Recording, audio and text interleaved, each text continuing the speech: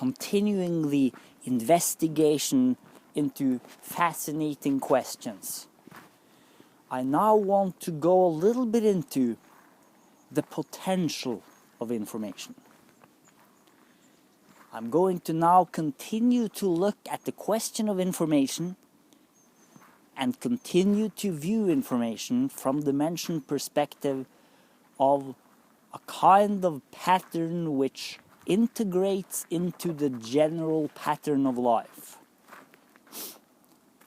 and where both the structure of the information as well as the entire context as well as the attitude of the living being who experiences the information are all relevant factors which merge together.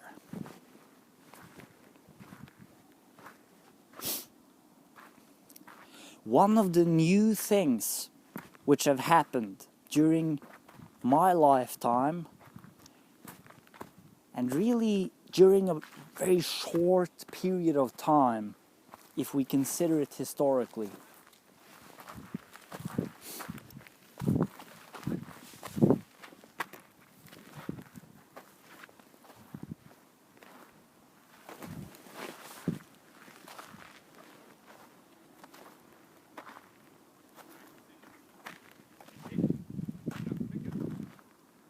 is the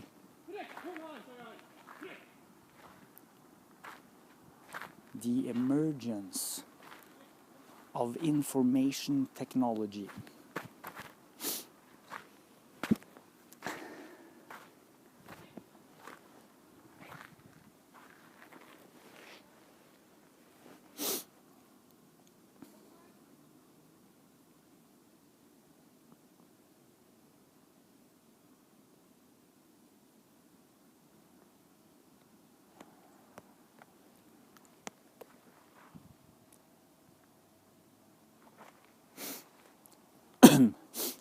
The emergence of information technology is one of the main reasons why you are hearing these words now. Without this information technology, you would not hear these words.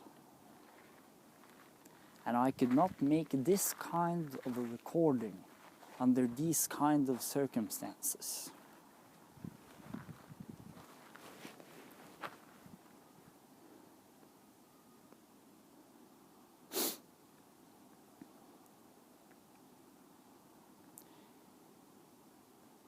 The unique thing about the information technology is that many people all over the world, in more and more places, are carrying small machines.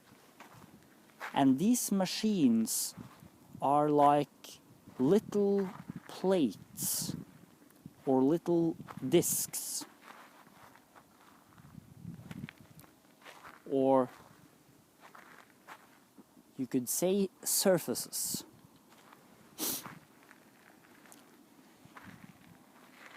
And on the surfaces of these machines, the people can see all kinds of interesting patterns of shapes and colors, formations. And these formations are the result of certain constellations of what we call pixels. Together with this, the machines can also transmit patterns of sound. So this means you can actually see video. And video is one of the best languages, or you could say mediums, for transmitting language which humanity has so far developed. And when video has become digital, and it has become very easy to have quite large amounts of these videos, this opens a whole world of new possibilities for new forms of communication between people, where it is obvious that everything we have so far seen on YouTube or anywhere else has only scratched the surface of what's possible. We are like children who have just gotten some really weird new multi-purpose toys, and we're playing with them and playing similar games to the ones we used to play before. But we haven't yet begun for real to look at all the other games which we could never play before, but which we can play now.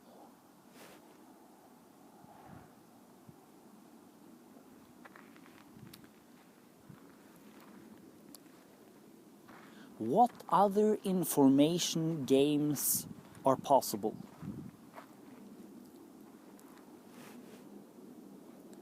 As you can see in this video, there are forms and shapes from the natural world which is being transmitted.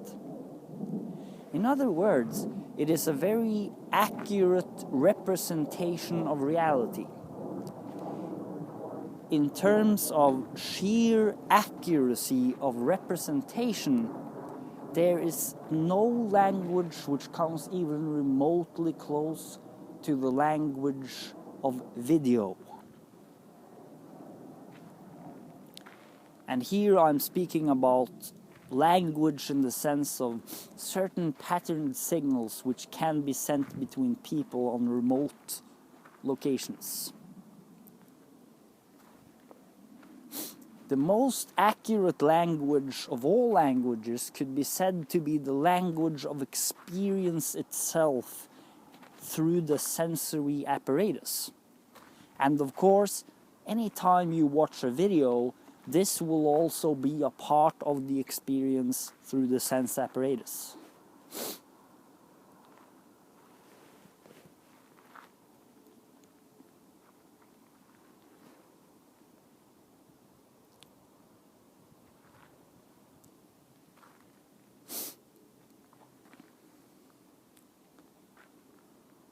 This also means that all kinds of human knowledge can be expressed through the video format and can likely be far better expressed through the video format than through the other common formats. Especially since it is also very easy to combine the video format with writing. One can easily put words on top of the video. And this is often being done. And this creates a kind of hybrid expression. There is another more primitive version of this, which is the cartoon. This has traditionally been used for various artistic purposes, but we can also see that the cartoon in many ways is far superior to the written words in terms of accuracy. It is easier to understand the meaning of the cartoons, as the cartoons uses words, but uses them in combination with symbols for physical shapes in space. And as I've mentioned, it is always in the space itself where everything happens, where words have any meaning.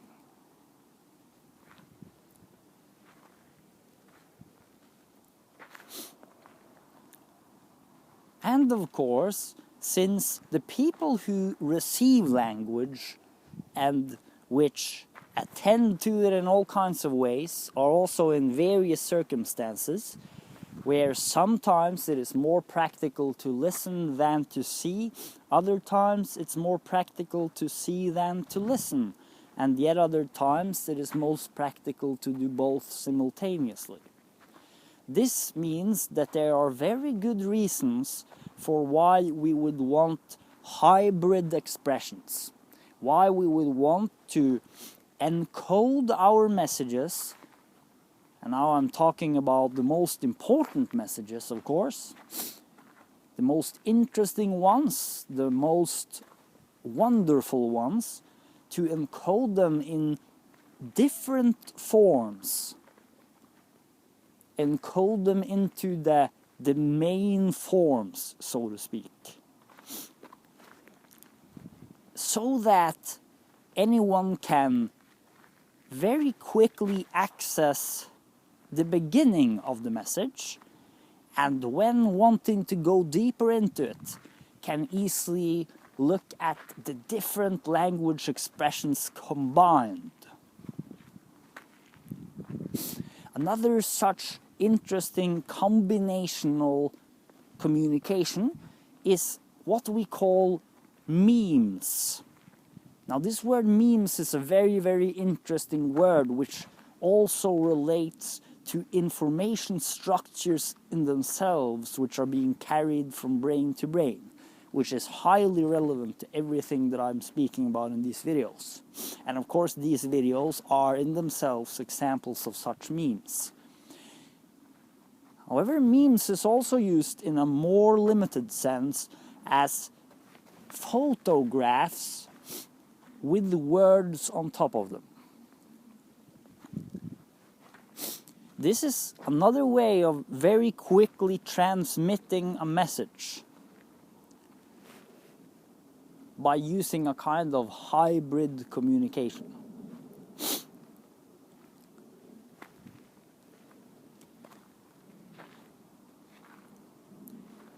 So when I'm looking into the possibility spaces of communication and asking how the information technology could enrich and improve our communications, one of the things that come to my mind is information hybrids. To look at the various hybrid structures of written language, spoken language, and visual language of forms in space.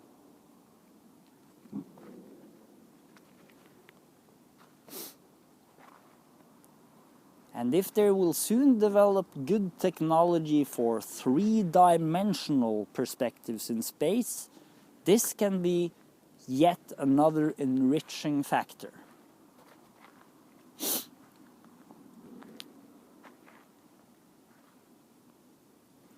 However, this only has to do with the sort of technical details of the information transmissions.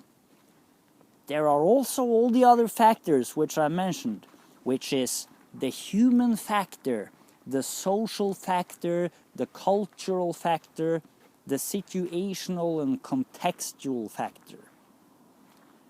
What is being transmitted? What kind of message do we want to send? What kind of messages are most valuable for us to send and to use this information technology for? If we could have any dialogue of our dreams, and today maybe we can, what kind of a dialogue would we have? If we consider all of our most important interests, what kind of a conversation would be best for us? What kind of a conversation would be best for all of the major interest areas combined?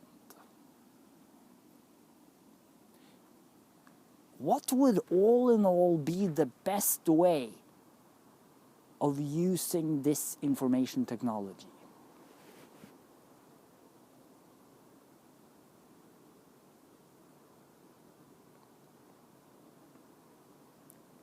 Now the asking of this question in itself has certain effects.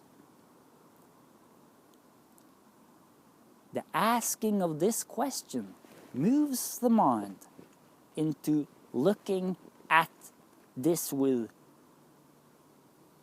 somewhat fresh perspective.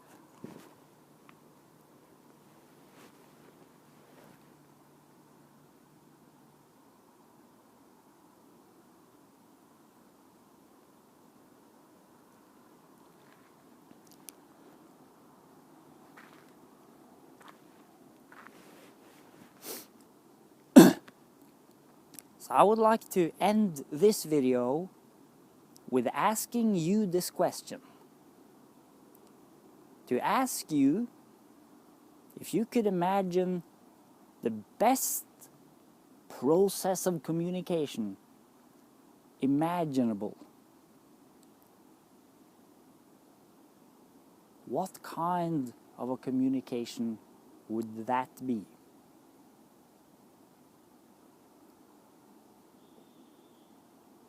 I think that the investigation into the possibility space of information has only just begun.